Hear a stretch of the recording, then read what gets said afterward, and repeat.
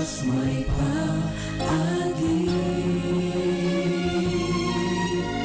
Kung sa Diyos may paagi, ning kinabuhi, ning kalibutan. Kung sa Diyos may paagi.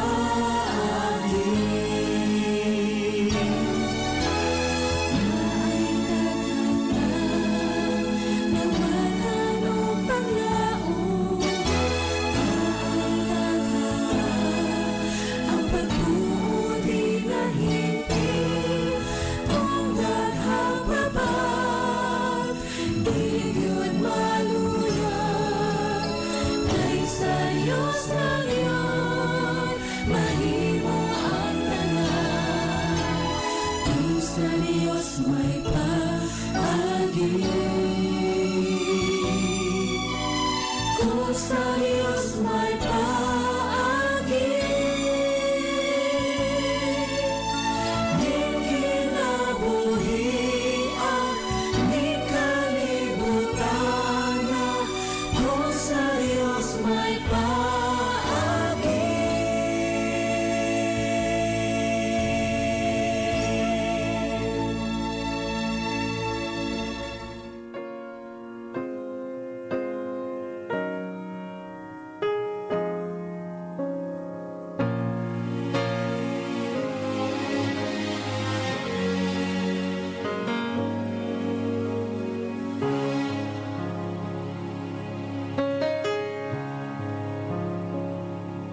Unsang nawatan ko paglaom mga lagat, naluya og mipahilayo pa sa Dios. Nalimot sa saad sa Dios iyang gihatag, sa kalibutan miuban og miduyo. Ug ang tanang pagtuo ko, kaugalingong ni salig ug ni rason. Apan tuaman ang amahan, gahigog magtinud anay sa nawang anak. O balik na, igsuon ko, pangalagad sa Diyos, unahagyod, ihatag ang lulang mabugat sa atong giya, uban sa panaw niya. O balik na.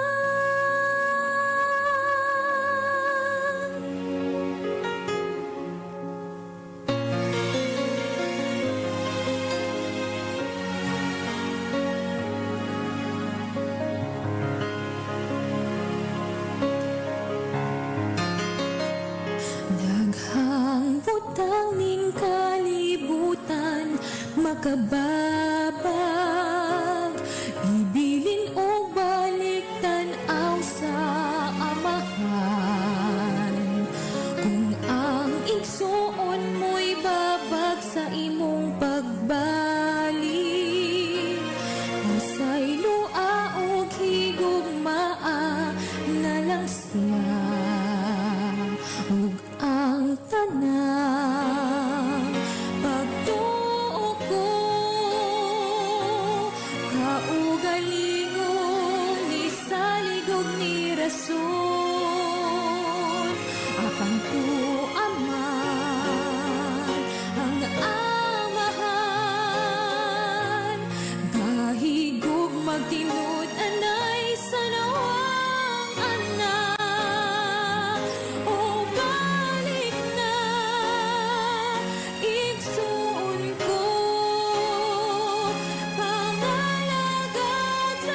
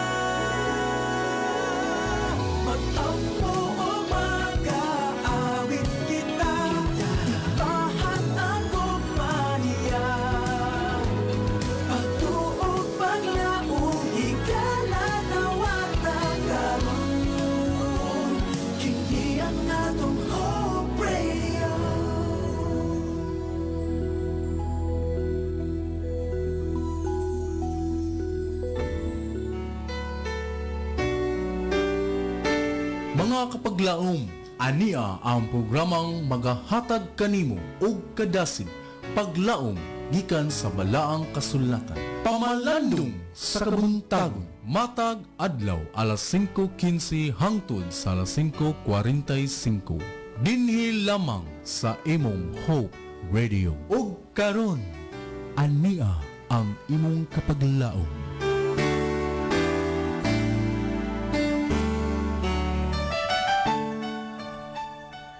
Good morning Toledo, good morning Philippines, and good morning world.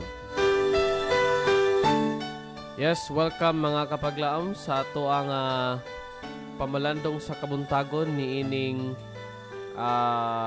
Biyernes sa buntag, December 22, 2023. Usa na lang ka semana mga kapaglaom, sunod semana mao na lang ang last na semana sa tuig 2023 mga kapaglaom. And mo say goodbye na punta sa lain na usab nga tuig naghatag sa Ginoo sa tuwa.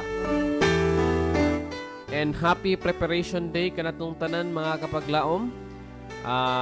I know nga karon nga panahon na, it's either bakasyon na or today is the last day, especially sa ato ang mga students, mga kapaglaom. Karon na ang kinalasan nga adlaw sa ilahang nga klase.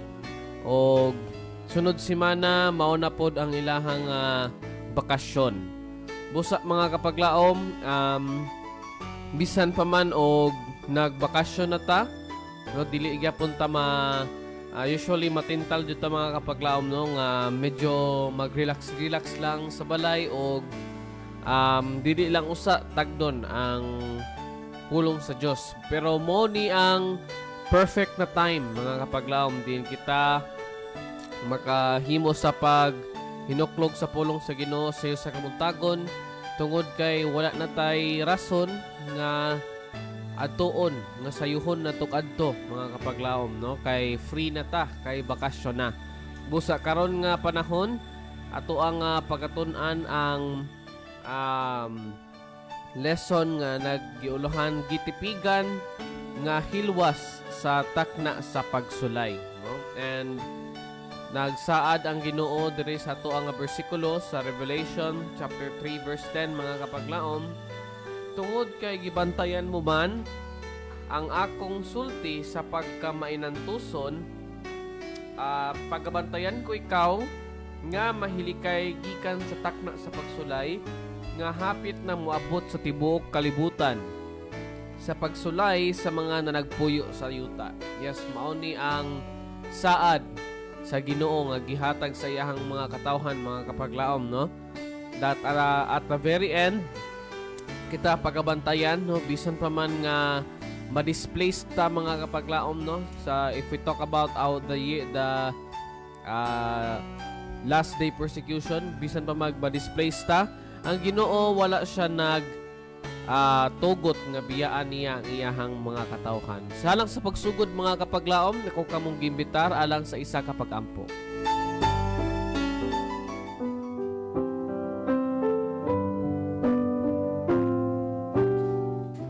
Amahan mo nga Diyos, nakaskitasan sa mga langit, Ginoo, nagpasalamat kami sa imuhang pagpukaw ka na mo Diyos sa lain na usab na adlaw, Ginoo. Nagpasalamat kami, Ginoo, sa lain na usab nga semana na imuhang gihatag sa mua, o Diyos. Karon, Ginoo, sa dili pa kami moato sa muang tagstagsa ka mga preparasyon sa pagpreparar alang sa adlawng igpapahulay, hinaunta na imuhang Balang Espiritu, magtabang ka na mo sa pagpasabot sa mensahe na mo ang madunggan karong buntaga, Ginoo. Og unsa kani ka importante sa matag usa ka namo. Daghang salamat sa imong pulong sa pag-ampo, o Dios. Hinaunta ni pasaluno mo mga sala sa ngalan ni Jesus. Amen.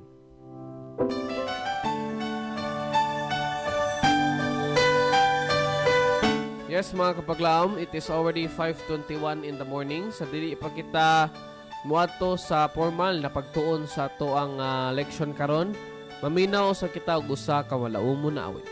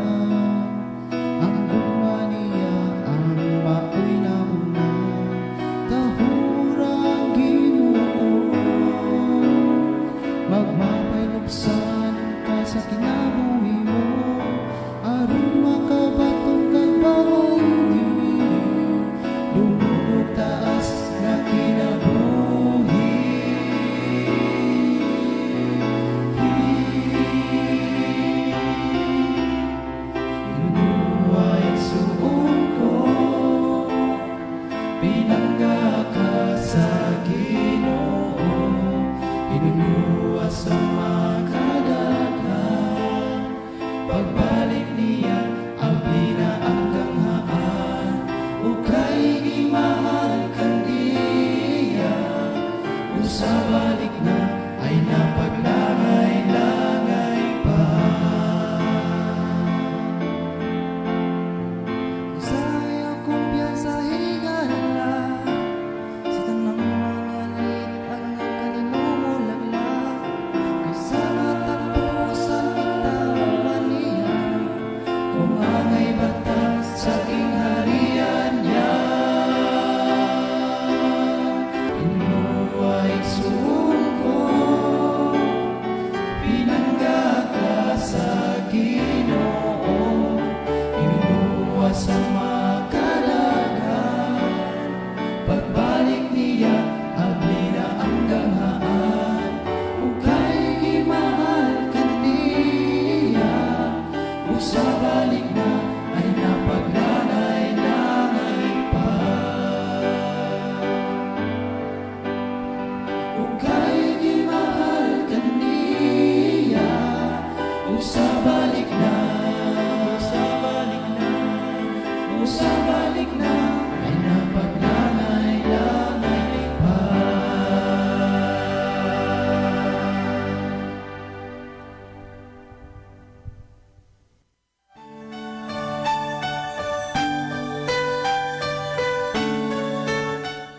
Yes, ingon pa sa kanta mga kapaglaom, no?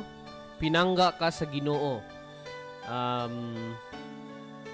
Based pa lang sa bersikulo nga to ang gibasa kanina mga kapaglaom, tinuod gyud nga pinangga sa Ginoo ang iyahang mga katawan kasya nagsaad sa pag-abot sa takna sa pagsulay.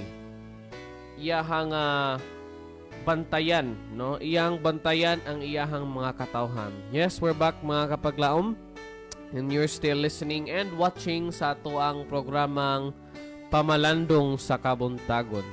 Yes, mga kapaglaom, once again, ang ato ang pagatun-an karon, no? Kept safe in the hour of temptation. As Seventh-day Adventist, mga kapaglaom, ang mga Seventh-day Adventist po, kita nagatuo that there is an ongoing battle that is going nga kahitabo karon mga kapaglaom, no? That is between good and evil. Munang usa sa ato ang mga ginatuuhan gyud mga kapaglaom. And kaniang kita nga as humans mga kapaglaom, we are caught in the middle, no? Nata sa tunga ang mura ba ni ang pinakalisod mga kapaglaom nga position kung naa ka sa tunga, kay that means kailangan jud ka mo pili asa man gi ka mo dapig, and there is no neutral ground mga kapaglaom. So kailangan jud ka mo pili mga kapaglaom, asa man ka mo adto, no? Asa man ka mo side mo ni ang challenge kung areta sa tunga, kung natungan ta mga kapaglaom, no? So mopili jud ka kung asa ka mo dapig. And nag-ingon dire, we must stand either on one side or on the other side. If we take our position on the side of Christ, if we acknowledge Him before the world in the word and work, and we are bearing a living testimony as to whom we have chosen to serve and honor.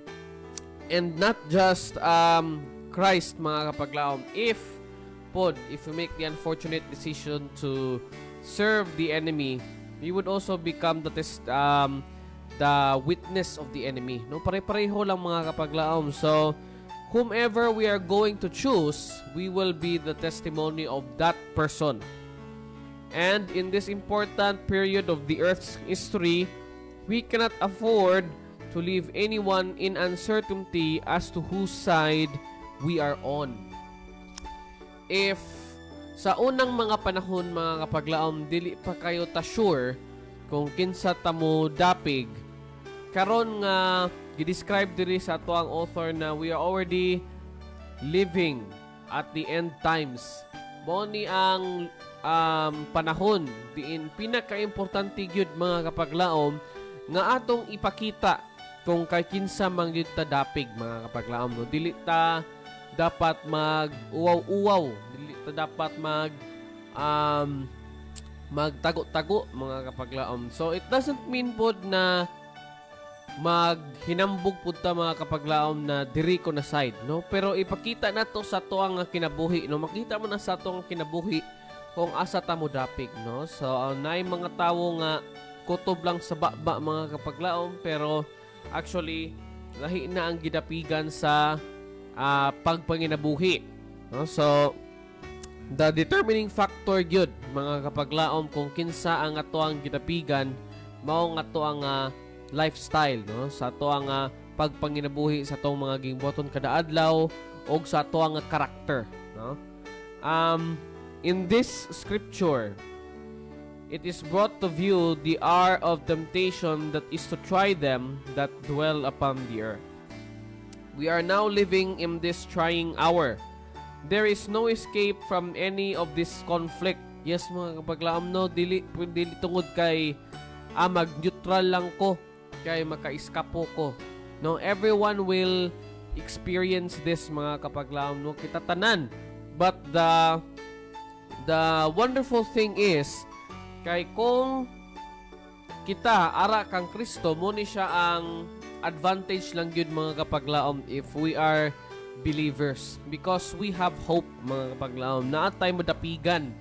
So in contrast sa isa ka tawo nga who is going through the same thing pero wala siya gidapigan mga kapaglaom, so mas sayon nga siya matumba, mas sayon nga siya malupog mga kapaglaom kay wala siya gisaligan, wala siya source of strength mga kapaglaom. So once nga moabot na gali ang unang hampak ng unang trial, tumbad ritso mga kapaglaom no. Nag-ingon dira sa Ecclesiastes po gali na 2 is better than 1. It doesn't just mean nga duha ka tawo, it should also mean the unity of both man and God together no. So if man lang isa mga kapaglaom, nag-ingon dito na who will help the other one up kung ikaw ra isa no. So it needs to be, it doesn't just need to be horizontal nga man og man, but it should also be vertical, which is man and God. Check kay kung especially during these trying times nga common jud kayo ang mga tawo nga nangatumba mga kapaglaom no, kay tungod kay wala sila gidapigan or dili lig-on ang ilang pundasyon sa ilahang gindapigan ko nga si Jesucristo no mga kapaglaom. There is no escape if in your life there are defective traits of character that you are striving to overcome. You may be assured that the enemy will endeavor to take advantage. You are not striving. If there are defective traits or character that you are not striving to overcome, you may be assured that the enemy will endeavor to take advantage of them. Yes, mga kapaglaom, no? Sometimes, gamiton gali niya ang atoang character defects nga wa na to nabaw-an, mga kapaglaom. So that's why it is very important to know yourself fully good, mga kapaglaom. Kay Satan can use seemingly good things no mga kapaglaom against us. If we remember when he tempted Jesus Christ mga kapaglaom, nagamit og mga bersikulo si Satanas. So dili ta ma-overconfident tungod kay bisan na kada adlaw na ta nagsigig tuon sa Biblia no, ang ato ang mga beliefs, ato mga fundamental beliefs ato na nasag ulo, mura atoan na lang ma-enumerate tanan inside and out mga kapaglaom no. Dili na to nagamiton nga basis na makabarog na ko against ni Satanas on my own. That is already Satan tempting you to stand on your own power tungod kay daghan na kagnabalan mga kapaglaom. So let us remember, especially during in the end times where Satan will try twice as hard mga kapaglaom no. Kung karon pa lang gani naglisod na ta sa og pag-overcome ni ini nga mga gagmay nga mga butang sa moto baka inig ka actual time na gyud mga kapaglaom no nga diin maximum effort na gyud sa tanas aning nga time kay kabalo siya nga iyang panahon mubo na lang mga kapaglaom. So he will do everything he can na amungon ta no. So we need to be ingon pa sa first Peter or I think it's in second Peter nagikumpara si Satan sa isa ka leon mga kapaglaom nga naghulat lang gyud siya no. Ang leon dili na mo atake kung may sense of awareness ang iyang nga prey no. Once nga makita na niya nga ang iyang prey galaroy-laroy lang mga kapaglaom ug walay vigilance, dra na siya mo atake para i-catch by surprise no daw ambush predator ng ang leon mga kapaglaom no. Dili na siya mag dritso-dritso og atake mga kapaglaom, especially ang iyang mga prey is mga usa no, mga deer baya no. Dili na sila mga hinay managan, paspas na sila mga managan mga kapaglaom, dili na sila easy nga prey. So ang leon dili po na siya gusto nga mo expand og maayo sa iyang nga kusog. So that's why maghulat na siya sa perfect time where ma-catch off guard niyang iyang nga prey, masakpan niya nga ang iyang prey, wala na kayo nag bantay-bantay siya nga kagalingon og dira na siya mo atake. No, dira na si Satanas mga kapaglaom, mo na Satanas nangita lang gyud na siya og instance nga kung makita niya nga murag wala na ka nagpalabi sa imong kagalingon no, wala na ka hatag og paki sa imong kagalingon, especially sa imong relasyon sa Ginoo, you're at your weakest state no mga kapaglaom, dra na siya mo atake. In order to gain the victory over every besetment of the enemy, we must lay hold on a power that is out and of beyond ourselves. No? So, ang ato ang source of strength mga kapaglaom kay dili ato ang kaugalingon. Dili ato ang kaugalingon kundi si Kristo lang mga kapaglaom. Siya sa iya ra gyud ang power din kita maka-overcome niining nga mga trials, especially during the end time. No, it is another temptation no, nag-ingon ako na kanina nga mag-rely ta sa tong kagalingon to overcome these trials tungod of how kung unsa ta kamaalamon na sa Biblia or kung unsa ta kamaalamon sa toang mga doktrina, feeling nato nga makabarog na ta mga kapaglaom against other trials, but it's not true no. Biskan pa mag-unsa ta ka gifted sa Biblia, bisan pa man og pila na ka doctorate ang nasa ato ang titulo mga kapaglaom nga kita doctor of maunimo na kay grabe kini mag-research about new doctrines. So sometimes we are tempted to rely on ourselves, but still our true strength comes from God mga kapaglaom. Okay, si Ginoong Hesus, si Jesucristo mao ang saad mga kapaglaom. Nagsaad siya sa mga katawhan nga kung kinsa man to nag-ingon diri kung kinsa man to ang nagbantay no, nag-ingon dira sa Revelation 14 mga kapaglaom, here is the patience of the saints good mga kapaglaom no, those who keep the commandments of God no, the endurance mga kapaglaom kay karon nga time medyo okay pa karon nga time nga dili pa kayo stricto, but there will come a time din even the smallest commandments of God maglisod ta og i-obey tungod kay gina-restricta sa kalibutan mga kapaglaom. So mintras karon pa lang nga hayahay pa na medyo hayahay pa ang ato ang pag-obey sa commandments, let us train ourselves na mga kapaglaom sa pag keep sa commandments sa Ginoo. Mintras sayon pa no, dili ta maghulat nga murag tiunan pata o unsaon pata diha pata mo patuo mga kapaglaom, no? Dira pa na matest ang ato ang faith kung unsa man gyud ta kalig-on, no? Mintras karon pa dapat atoan ng sanayon atong kagalingon nga mag-obey sa commandments sa Ginoo. And nag-ingon diri, we must maintain a constant living connection with Christ, who has the power to give victory to every soul that will maintain an attitude of faith and humility.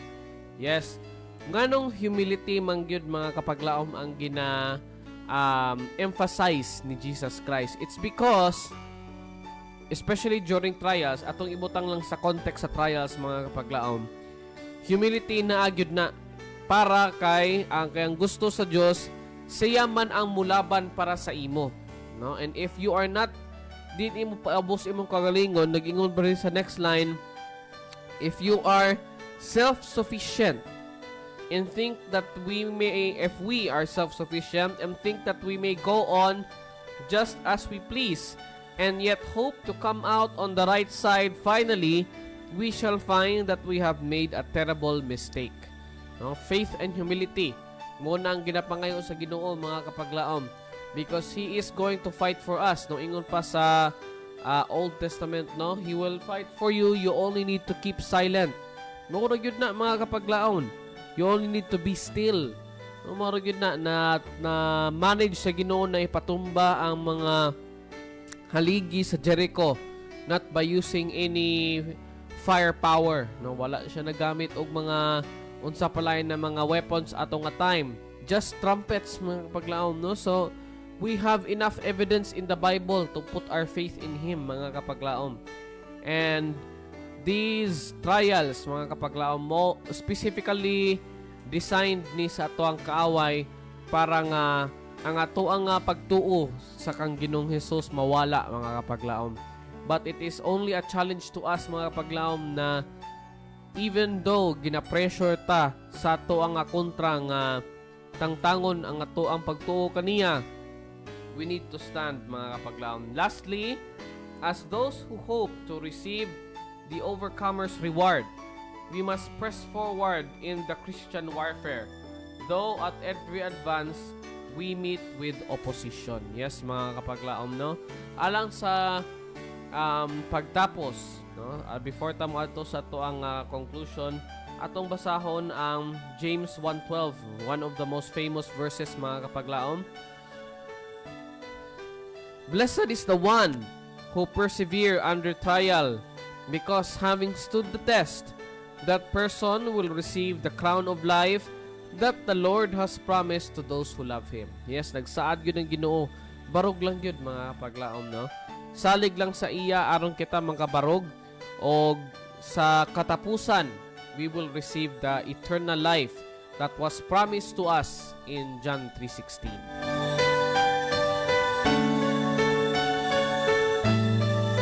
And sa dili pa kita mo ato mga kapaglaom, atong basahon ang atong mga kapaglaom nga nag-send silang greetings sa ato ang live stream. Nag-ingon diri si kapaglaom Judy Tagalogon. Good morning kapaglaom, watching from Sangi. Yes, good morning sab kanimo kapaglaom. Morning greetings from kapaglaom Zaik Bato Malaki Carbiliedo, from kapaglaom Glenn Puente Negra Francis. Yes, good morning kaninyo kapaglaom. Gikan ni kapaglaom Ludi Gaudan pod. Good morning sab kanimo kapaglaom Ludi. Ni kapaglaom Meli Acabo. Yes, good morning kanimo kapaglaom Meli. And ni kapaglaom Fe Bacalian. Yes, good morning sab kaninyo. Daghang salamat sa inyong pag-tune in sa atong programa karon mga kapaglaom. Our time mga kapaglaom is 5:42 in the morning. Wala na kita igong panahon. Ato ng pasalamatan ang mga persona na ngayon atong pasalamatan. Una sa ato ang buhi nga Dios nga naghatag kanato og lain na usab nga adlaw din kita makahimo sa pag sibya nining ato nga programa. And sa ato nga CVC staff headed by our President Pastor Charles Nogra, our communication director Pastor Lelord Arangues, our station manager, no, nga to ang district pastor si Pastor Efren Ortega, and our production manager, si Pastor Ron Gillaran, na maupod ang ako ang technical karon. And sa tanan ng mga media missionaries nga kanunay naga-dedicate sa ilahang nga oras alang sa pag-serve nini nga ministry. Yes, daghang salamat sa inyong dedicate sa inyong kagulingon alang sa to ang ministry. And sa tanan po na itong mga kapaglaom nga naminaw og nagtanaw karon, daghang salamat po sa inyong suporta. This is your kapaglaom Nate saying, wake up and smile because today is going to be a good day. Og ato kining gisugdan sa isa ka pagampo mga kapaglaom, og ato pud kining tapuson ang tungong programa pinagi sa usa ka pagampo.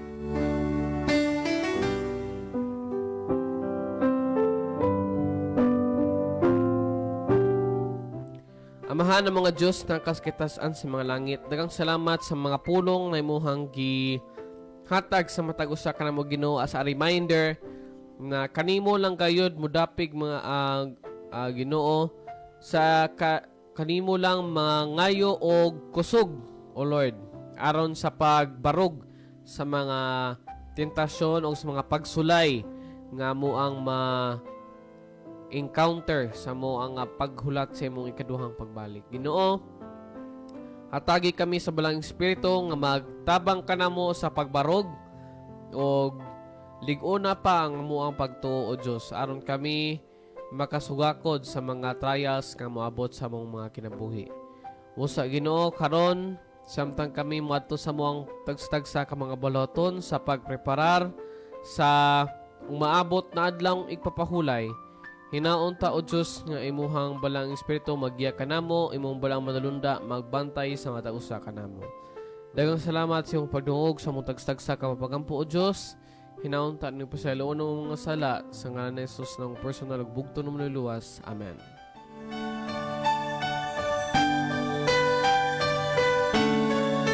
Yes mga kapaglaom, daghang salamat sa inyong makanunayon na pagsuporta ug samtang kami magapadayon sa pagsibya sa mensahe sa paglaom nga si Jesucristo mubalik.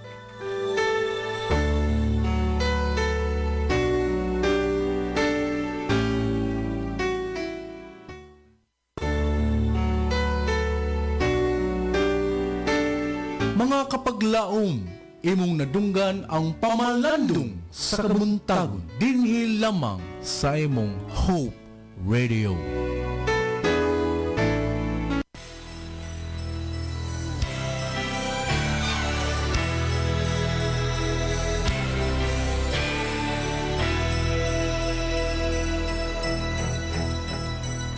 Was it a